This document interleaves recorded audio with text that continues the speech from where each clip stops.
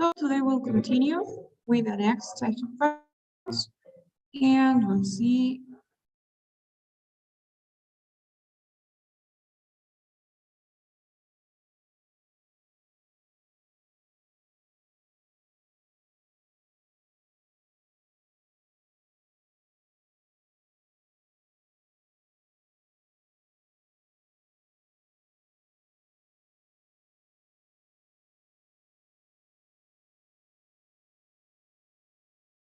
Okay, guys, so we did vocabulary. We're going to continue today with detailed questions. Let's see. And by the way, we're going to continue practicing with the same practice that we started with yesterday, the one from the ATS about the Teotihuacan. We'll continue working with that one. So, and hang on, please.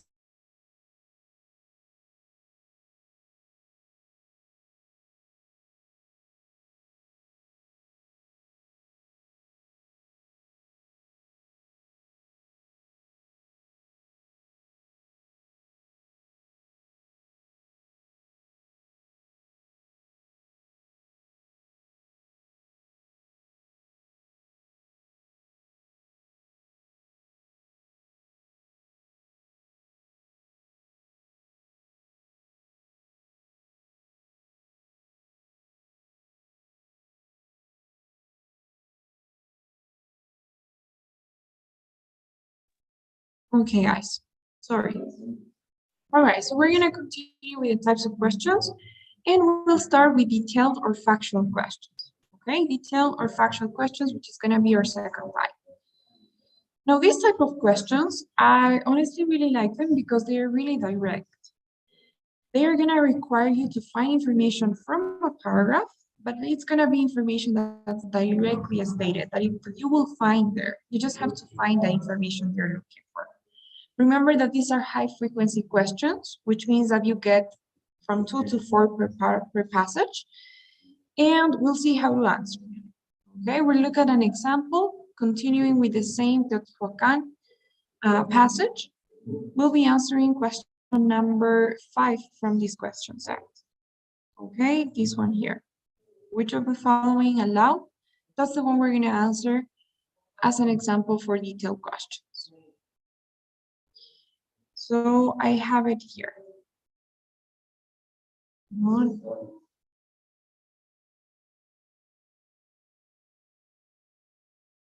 Okay, so could anyone please read the question, only the question?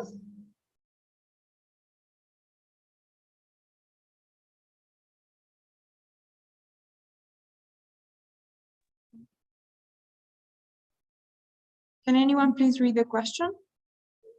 Number 5, teacher. Yes, question number 5. Which of the following allowed Teotihuacan to have a competitive edge over its neighbors? Okay, thank you so much, Justin. So it says, which of the following allowed Teotihuacan to have a competitive edge over its neighbors? And we have a few options. Now, what we're gonna do is I'm gonna give you guys a few seconds. I'm gonna give you 1.5 minutes so that you can try and find the answer. All right. So please read the paragraph and let me know what you think. What option you would choose, and then we'll discuss what strategies are better to use in this case. Okay. So please take a moment to read and let me know what you think.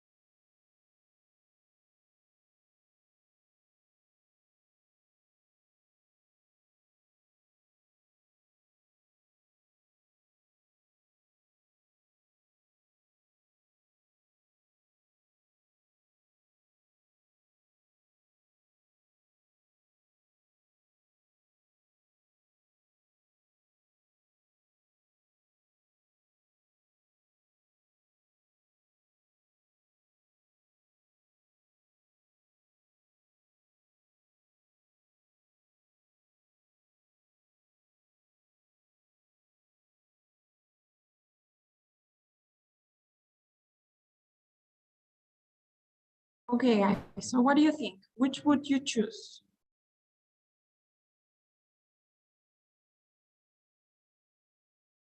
Sorry. What do you think is the best choice?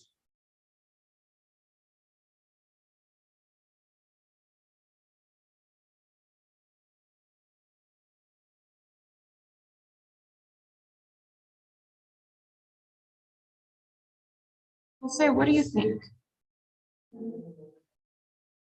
A or D. I think it's A. All right, B or D, okay? No, A and D. A. A and D, all right, A or D. Okay, sorry. Micaela, what about you? Teacher, I'm not sure because I didn't understand at all. You didn't A lot understand of anything at words are all? new for me. Okay. But which one? I mean, if let's say that you're on the test, you have to choose one because you don't have the option of leaving it in blank. So which one would you choose?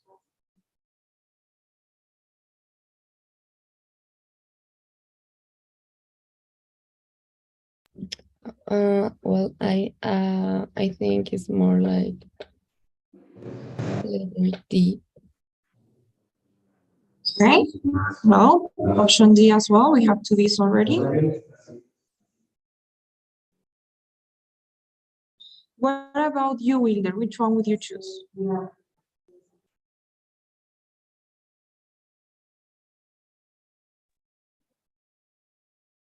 D. Okay, I think everyone is going for D. And Sergio? I think it's A. It's A. Okay, good. Okay, guys. Juslan, are you there? Yes. So which one would you go for? A. A as well. Okay, guys. Now, when you have, first of all, how do you know that it's a detailed question?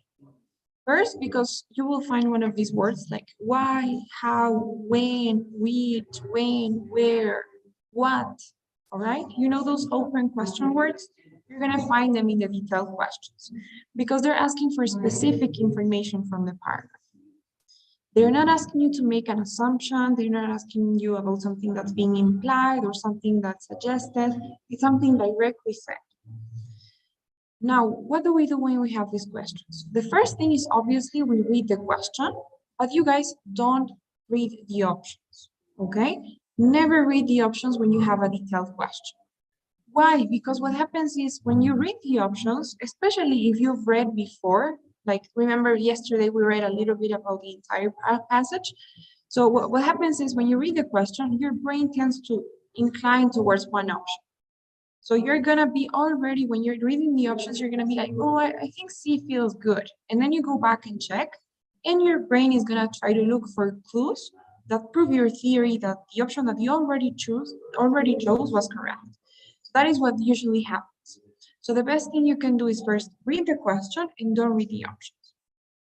Now, after you read the question, in the question, you need to identify the keywords. Right? The keywords are going to be what you consider are the most important words in the question. The things that you think they're asking about that you may find in the paragraph as well. So what would you guys say the keywords in this question are?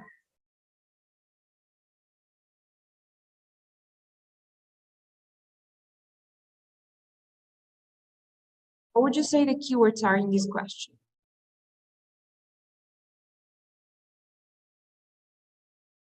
Obsidian.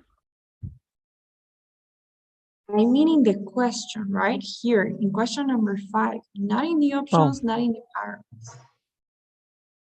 Competitive. Competitive, good. What else? Allowed.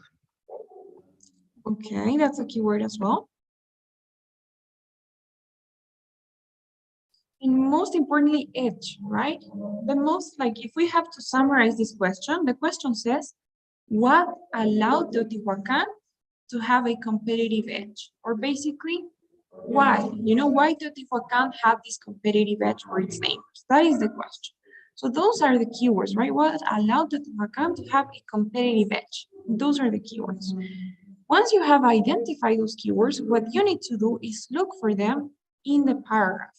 So now you go back to the paragraph and you guys are gonna look for the keywords.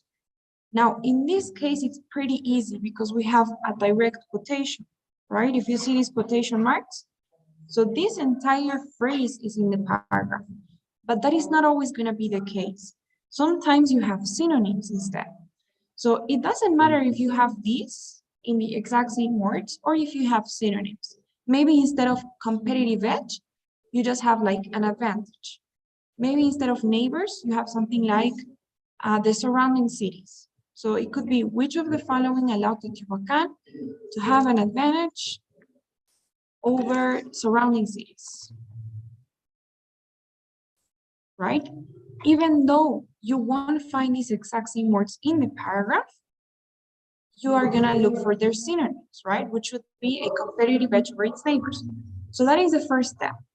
Identify the keywords and look for them in the paragraph. We have them here. Now, I want you guys to remember this because this is really important, and usually this is the mistake that most students make in this type of questions. Remember, this is a detailed question, so they're asking for a specific detail. Once you have found those keywords, I guarantee that like 95% of the time, the answer is gonna be really close to your keywords. It's gonna be in the same sentence, in the sentence before, or in the following sentence. But you won't need to read the entire paragraph. None of the time you have to read the entire paragraph to answer the question. You will never need to read the entire paragraph, okay? So we have found our keywords. We're gonna read the sentences that are surrounding the keywords. And it says, it seems likely that Teotihuacan's natural resources, along with the city elite's ability to recognize their potential, gave the city a competitive edge over its neighbors. The valley, like many other places in Mexican and Guatemalan highlands, was rich in obsidian. Right, so I'm reading the sentence where it is and the following one. Now, would you guys say that we have found our answer?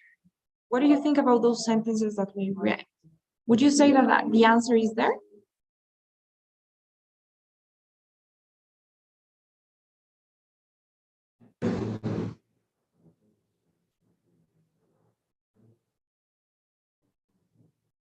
Is it?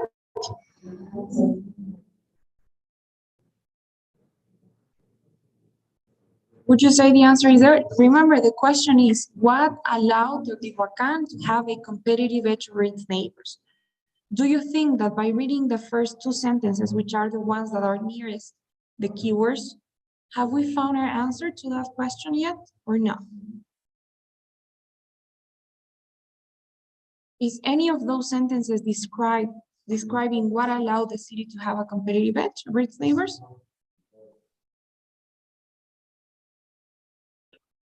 I think no.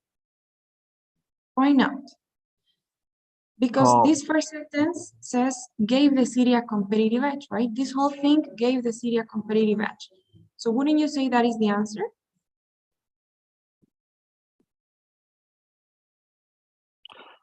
The answer is the natural resource, but you have to you need like more details. Okay, are you sure? I mean, right now, you just have to ask yourself, what allowed the city to have a competitive edge, right? You're telling me their natural resources. Great, that's part of the answer, right? Because according to this, what gave the city a competitive edge over its neighbors was what? One, their natural resources, as Jose says, and what else? And the ability to the city elite to recognize. Right. Those are the two things that, according to the first sentence, gave the city a competitive edge for its neighbors, right? Their natural resources and the city elite's ability to recognize the potential of those resources. Now, that is gonna be the answer, because that's it, right? We gave the city a competitive edge, their natural resources, and the ability to recognize their potential. Now that you have found the answer, you already know what gave the city a competitive edge, which is, by the way, the same, right? gave the city a competitive edge is the same as allow the city to have a competitive edge. So now that we have found the answer, it's in the first sentence. What you have to do is look at the options. It would be awesome if we had an option that said, Teotihuacan's natural resources, along with the city leads ability. It would be great if we had the exact same thing in the exact same words, but we don't, right? We don't have an option that says the same. So what you have to do is go through the options and choose the one that you think paraphrases the best the answer that we just found. Now, for example, some of you guys are saying D, and it looks really tempting because it says, what allowed the city to have a competitive edge was scarce natural resources in nearby areas such as those located in what are now the Guatemalan and Mexican highlands. That seems really good because we have the phrase natural resources, right? So it is okay. Now, in order to select this option, before we select this option as the correct one, we need to make sure that not only does it answer the question, but that it is correct as well. We know that it's meaning one thing, right? Now, what happens with the ability to recognize their potential? Maybe it's not that important. Maybe we're gonna leave it there for a sec. Let's check that this answer is correct. So everything has to make sense. This says a scarce natural resource.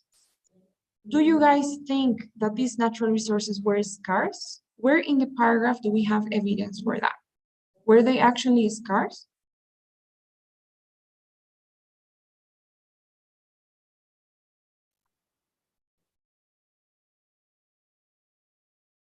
They weren't, right? They were not. They were not scarce. Actually, the paragraph says the opposite, the exact opposite of that. The paragraph says the valley was rich in obsidian. So their natural resources they had weren't scarce, but on the opposite, they were abundant, right? So that is already eliminating option D for us, because not only does it have to have the answer, but it has to be correct in everything that it says. We would also have to check whether they were located in what are now the Guatemalan and Mexican highlands or not, right? That would be another thing. But since we have already determined that they were not scarce, then we cannot choose this option because it's not complete. Now, some people are saying A. So who can tell me why A?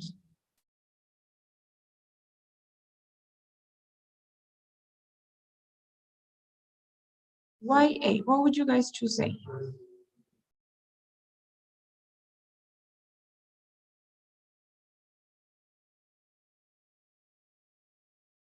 Who said A? Maybe the well exploded. It's like the ability to recognize their potential.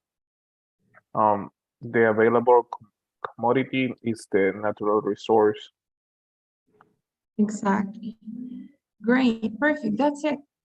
So option A, although it seems like it has nothing to do with the answer, that is basically natural resources and the ability to recognize their potential, if you actually think about it and you see things through, it's just a paraphrase of the same thing because it says a well-exploited and readily available commodity. First of all, what is commodity? Does anyone know? What is it? It doesn't mean by that. Sorry, go ahead. Yes, it's like a pure piece of like Like a product. yeah. Okay, yes. In terms, like speaking of business, it does refer to products. But like in general, it's basically anything that you have, anything that you possess, right? It's like goods.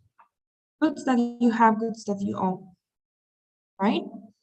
Like bienes in español. That is commodity. It doesn't mean comodidad, by the way. Now, what does it mean when something is readily available? Available, it means that it's ready to use, right? And readily available,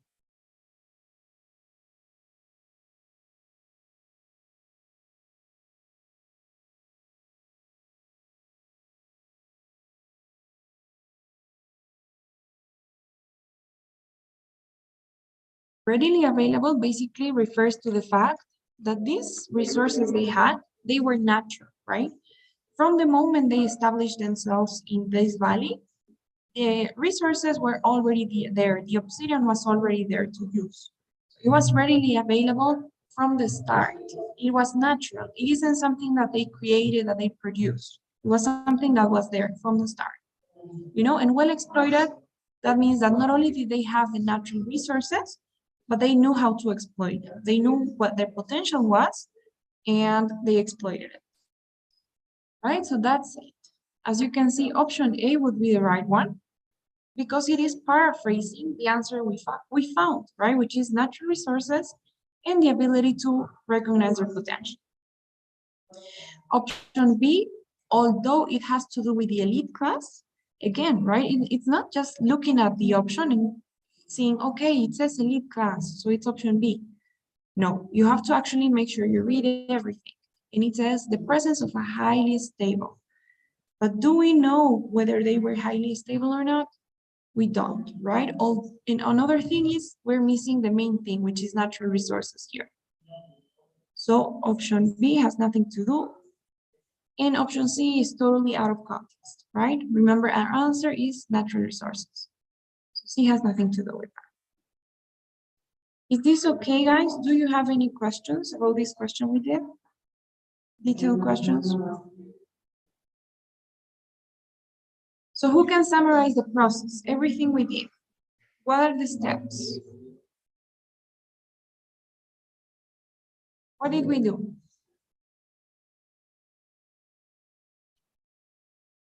Read the text carefully. Right? Then read the question and look for keywords. And then look the answer with between the answers with synonyms, probably, or reading the sentence where is the question. Exactly. Right. So yes, that's what you have to do. Remember that you're not going to read the paragraph entirely before, because we already read like the first sentences of each paragraph. So right now we just read the question, only the question, not the options. We go back to the paragraph, we look for the answer, and we're going to look for the answer in their own words, right? Just like it said in the paragraph. And then we go back, review the options, and choose the one that is closest to what we found. We can also use the strategy of eliminating. Yes? Sure, one question. We will have the question and the paragraph at the same time, or first the paragraph? You will have both. The question is going to be on your left, and the entire passage will be on the right. Okay, at the same time. At the same time. At the same time, yes. Okay. Any other question?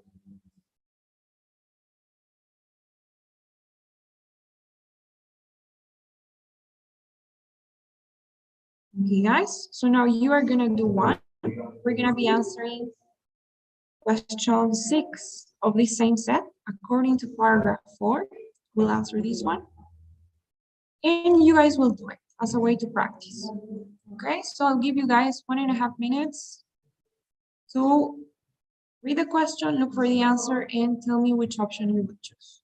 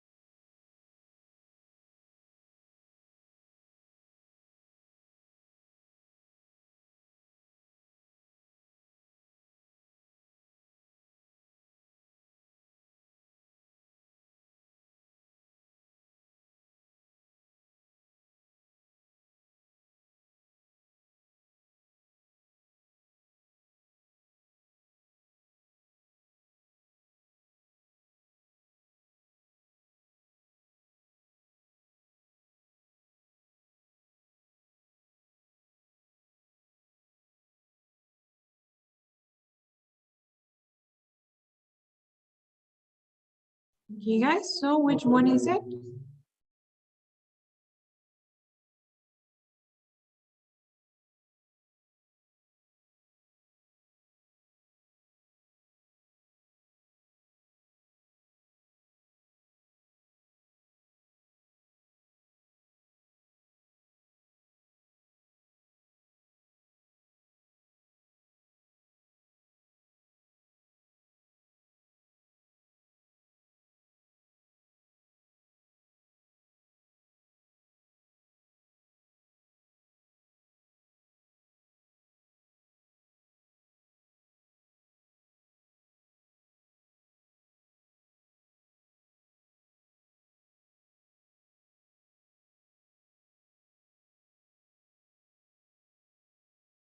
So what have you guys decided?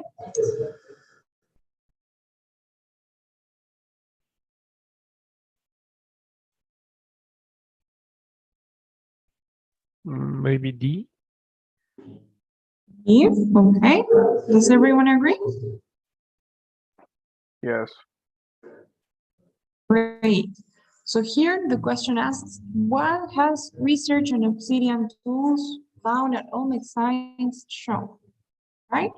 We look for those keywords in the paragraph, we will find them here. So recent research on obsidian tools found at Olmec sites has shown that, so obviously what comes after that will be the answer.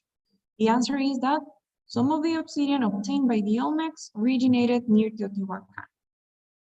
I mean, just in case, obviously you gotta continue reading. Maybe the answer continues. Maybe there's something else that they found. So we're gonna read a bit more, and it says, Teotihuacan obsidian must have been recognized as a valuable commodity for many centuries before the Great Sea arose.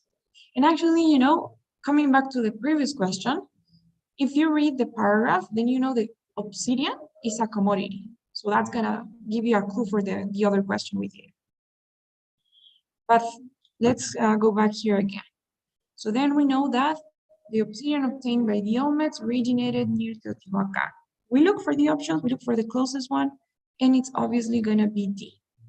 Some of the obsidian used by the Olmecs came from, which is a synonym for the word originated. The area around is a synonym for the word near, and then we have Teotihuacan. Right? And as you can see, you don't have the need to read everything. You just look for the keywords and the answer will be closed. Is this okay? Do you have any questions on this type of question?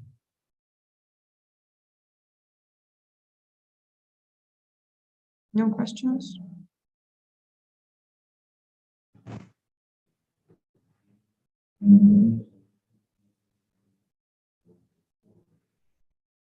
All right, guys. So then let's move forward to the next type of question. Those were detailed questions. Now we will see the except type of question, which is honestly very similar to the detailed type of question. It's basically the same. Some literature even puts them together. So you will see.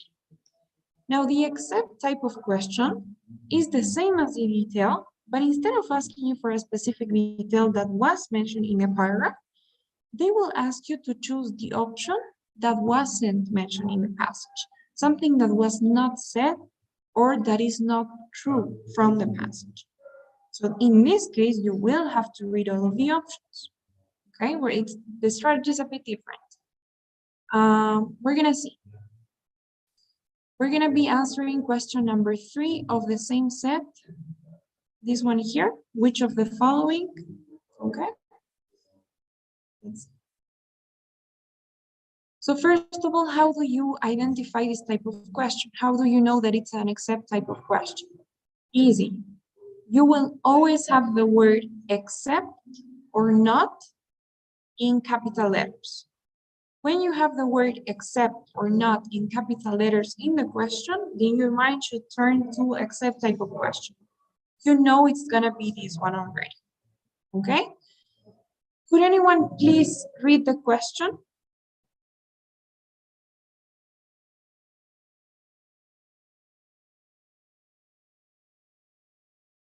Which of the following is not mentioned in paragraph 2 as a main factor in the development of Teotihuacan? Okay, guys, thank you, Jocelyn. So now we're gonna do the same. I'm gonna give you guys one minute and a half so that you can try to find the answer and then we'll discuss.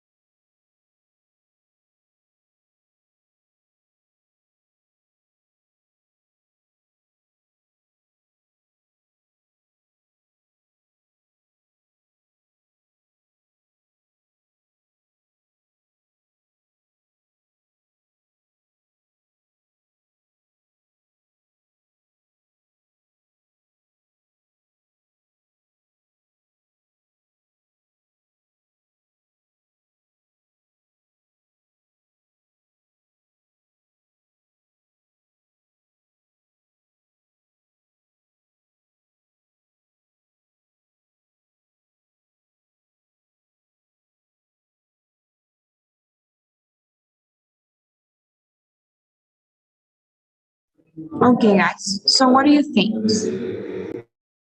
Letter C. Letter C. Mercy, do you all agree? Okay, great. So can you tell me what you did? How was the process?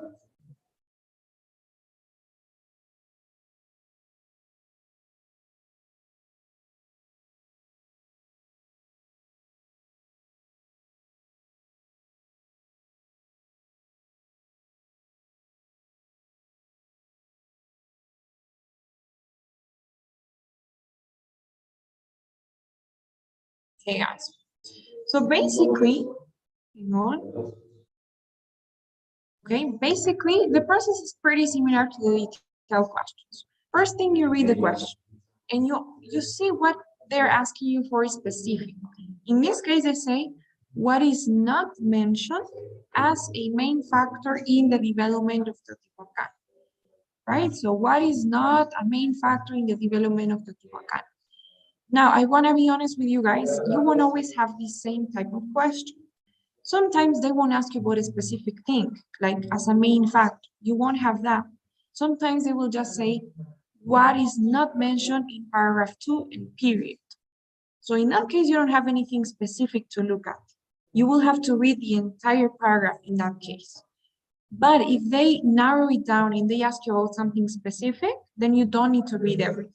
Only in case they ask you about the entire paragraph, then you should read the entire paragraph. Okay?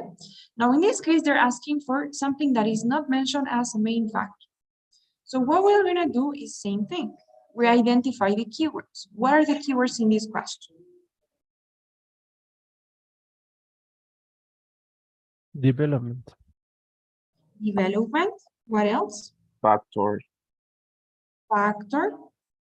Only factor.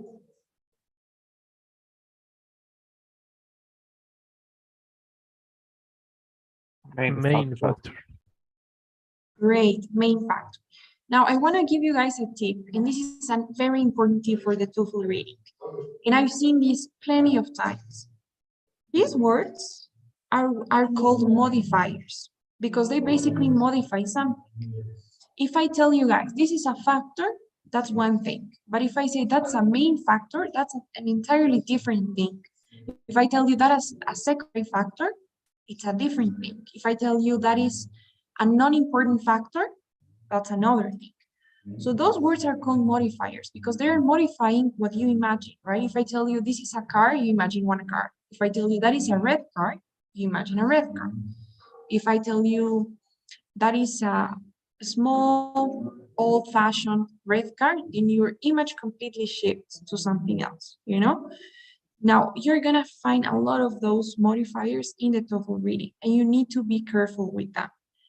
A lot of the times, we don't consider these words, and look at what happens if you don't look at that word, then you're just gonna look for factors in the development of Teotihuacan. And basically, the entire paragraph is mentioning factors in the development of Teotihuacan. But it's a different story when you're looking at main factors, because the main factors are only these, right? It says, among the main factors, these are our keywords, are the geographic location on a natural trade route, the obsidian resources, and the potential for extensive irrigation.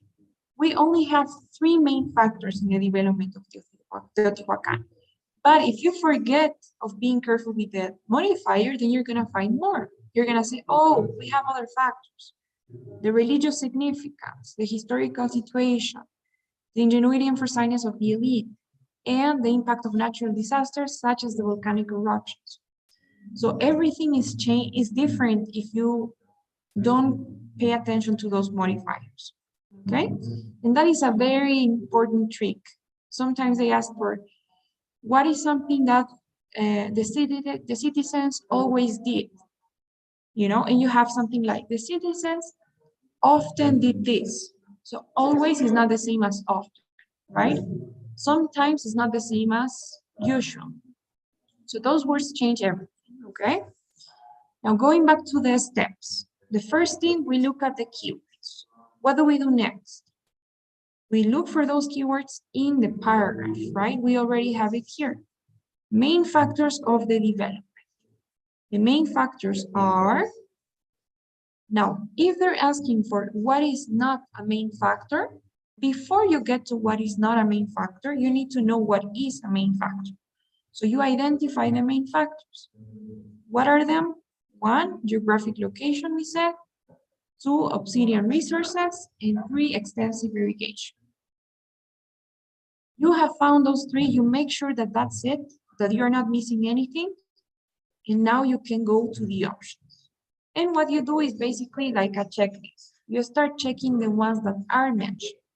The only way you're gonna answer this question is by eliminating options. You're gonna eliminate the ones that are mentioned. We're gonna look for geographic location.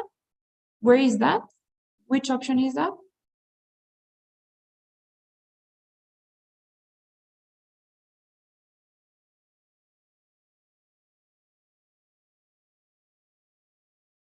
Which option talks about Teotihuacan's geographic location? D. D.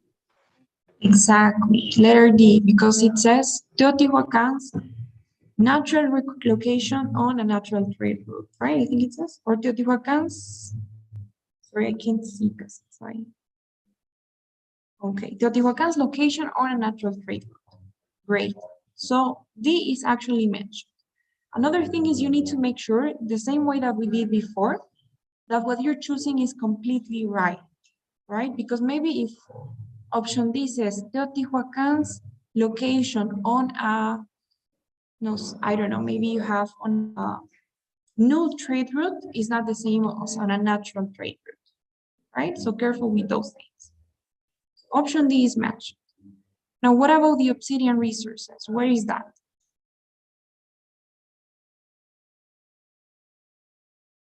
Which option?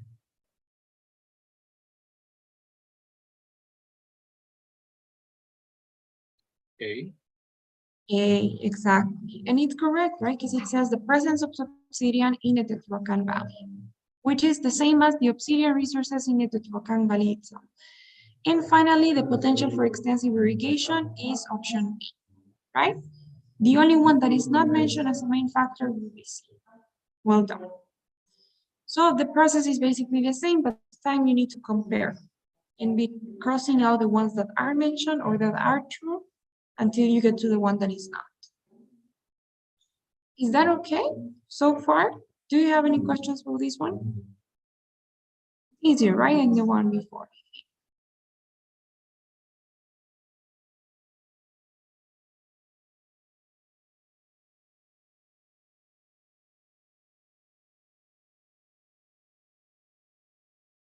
Now, these ones are a little bit more complicated.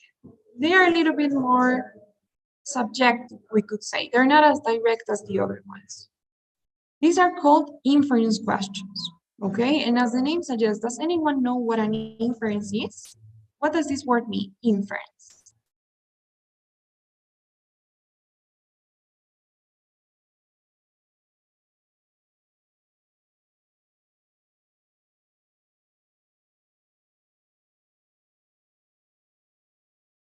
It's something that I can imply. Exactly. So it isn't something direct, right? It's not something direct at all. It's like by contrast, it's something very indirect. So when you make an inference, then you're drawing conclusions. You're coming to a conclusion based on certain evidence, of course, but at the end of the day, you're coming to a conclusion. You're drawing some conclusions. So that is what we're going to do here. These inference questions, they won't ask you about things that are explicitly mentioned, but instead they will ask you about things that are suggested, things that are implied indirectly in the passage. You won't find the information directly there. You have to read between the lines, okay? And it's about using your reason. So we're gonna see how they work. We're gonna be answering question number 4 of the same set. Can anyone please read the question?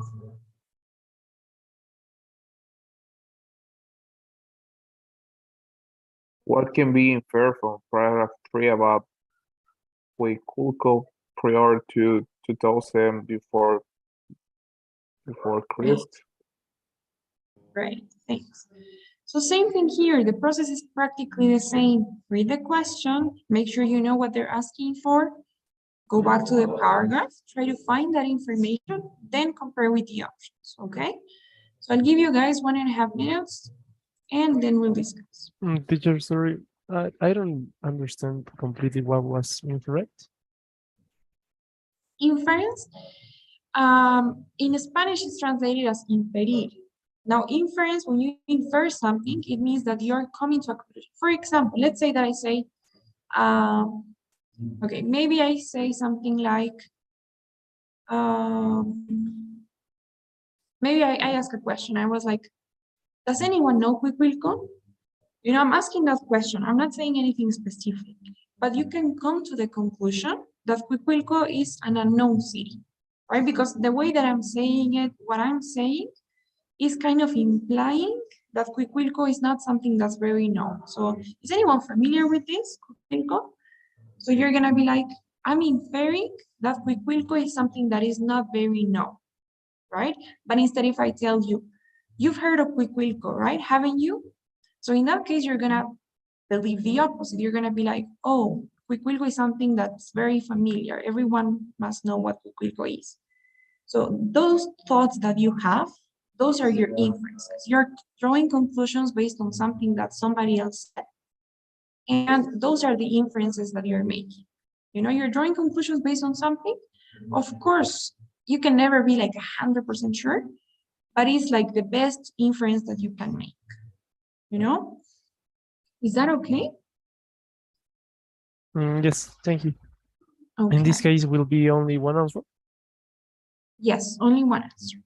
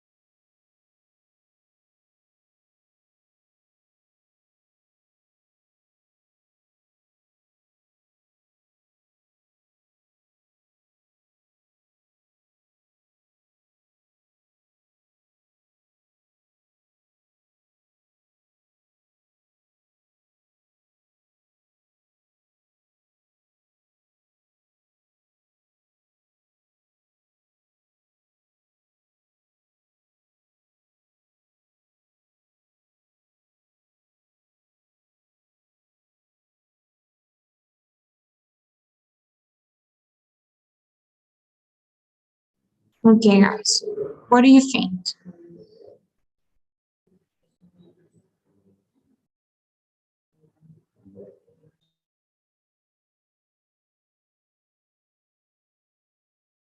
Letter B.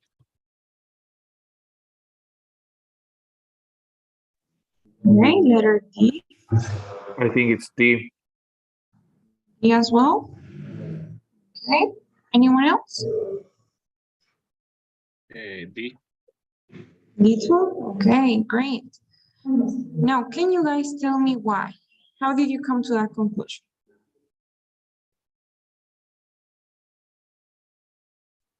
In the text, it mentions that it was the lava that eliminated them basically by burning the agriculture fields.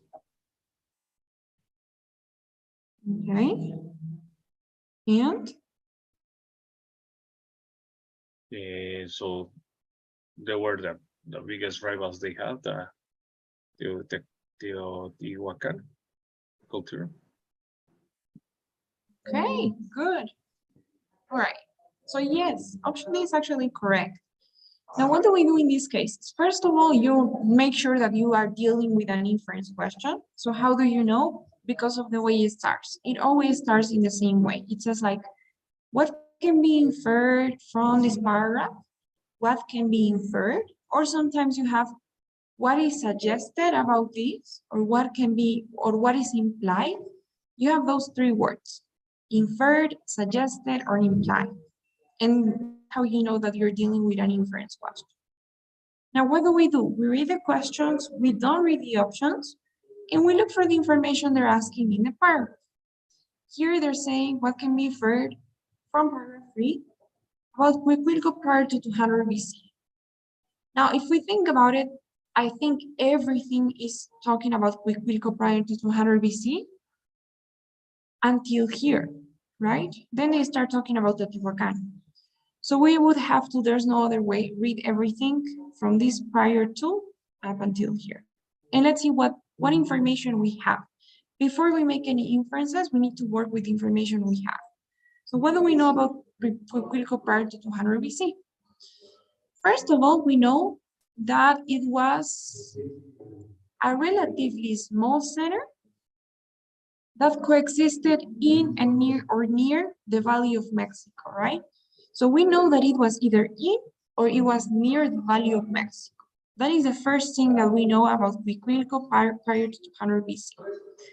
It was a city or a center that coexisted in or near the Valley of Mexico. Now, what else do we know? We know that actually Quiquilco was the largest of those centers, right? So it was pretty large.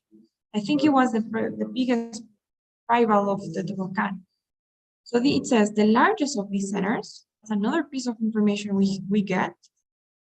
Quiquilco was the largest of those centers, all right? And we know that it was seriously affected by a volcanic eruption. That's another piece of information we have. It was seriously affected by a volcanic eruption that covered their agricultural land with lava, right? That is the third thing we know. So Quiquilco was, or either in or near the Valley of Mexico, it was the largest of those centers until it was seriously affected by a volcano that covered their agricultural land by lava. Now, after that, another thing we know is that Quiquilco was eliminated as a rival. So Quiquilco basically went down. It was the largest of those centers, but because of the volcanic eruption, they were eliminated as a rival and Teotihuacan emerged. That is the information we have, right? Based on that information now, we need to read the options and choose the one that makes more sense. We are gonna eliminate some options. Option A says, it was a fairly small city until that date. So was it really a fairly small city? I don't know, I don't think so, right? Because it was the largest of those centers. Until that date, I don't know, because we don't know what happened. So this is basically saying that until 200 BC, Quiquilco was a fairly small city, and then they basically emerged, right? And they developed into a big city. We don't really have that information. We cannot make that inference because nothing here gives us that clues. Actually, what we know is the opposite. It was actually a fairly large city until that date. So it's basically the opposite. We can eliminate option A. Option B says it was located outside the Valley of Mexico. Now, we will remember that something here said that it coexisted either in or near the Valley of Mexico. So it could be in or it could be near. If it were near, then it would be outside. But what happens if it was in the Valley of Mexico, right? Who is telling you that it wasn't in the Valley of Mexico, inside the Valley of Mexico? Do we have enough information to say that it was outside? No, right? There's no evidence that tells us that it was outside the Valley of Mexico. So B cannot be the answer.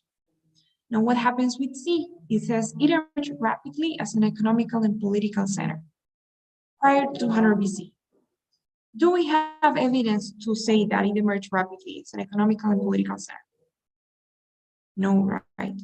We don't have any evidence for that. This is a very common trap that they have in the reading.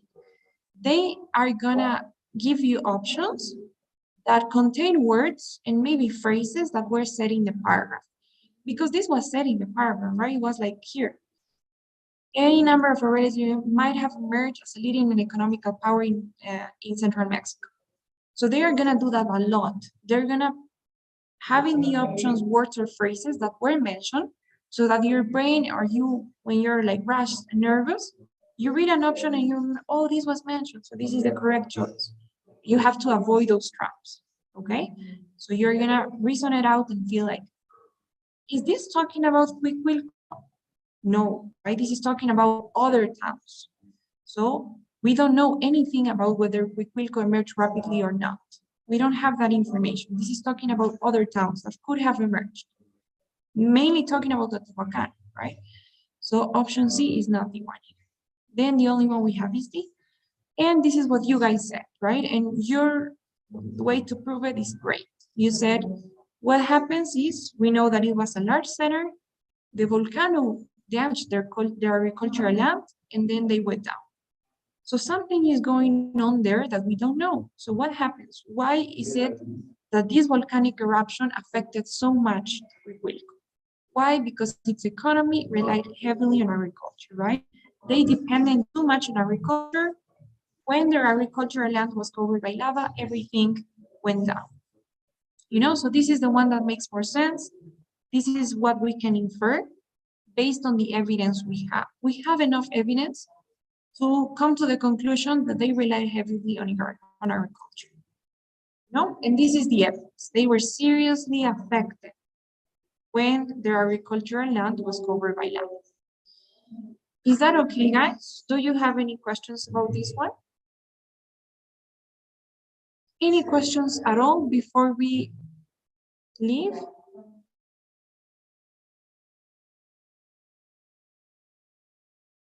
Tomorrow we'll continue. Do you guys have any questions before we go? Can you send us the presentation? Yes, sure. I will do that right now. In the meantime, please, if you could start filling out the surveys. I'm gonna launch them. I don't know why I can't. It's weird. Was it my internet?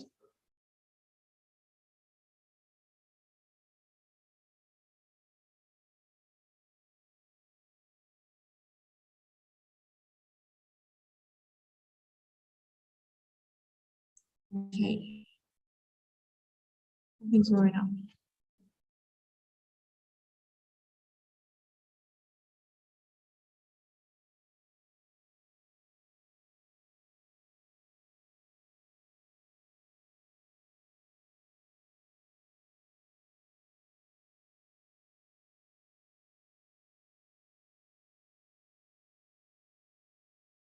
Okay, guys. Well, I don't know why I can't start this today's survey. It's weird. But anyways, I'll send you the presentation.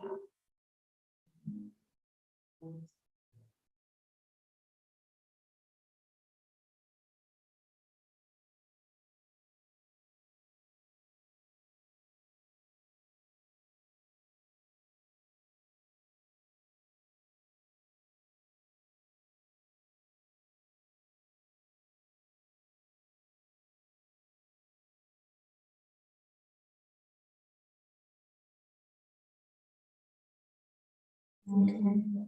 Okay, guys, I don't know what's going on. Please, I'll send it to the group chat. Like an hour from now after I'm done with my next class. And so you can have it there. I don't know what's happening right now. My connection. Okay, guys. And that will be it for today. I'll see you tomorrow. Thank you so much for joining today. See you guys tomorrow. And the survey. I can't launch it. I don't know. Ah, There's okay. a problem. Yes, we'll have to do it tomorrow. Okay, teacher. Bye. Thanks, guys. Bye-bye. Okay, Take bye. care.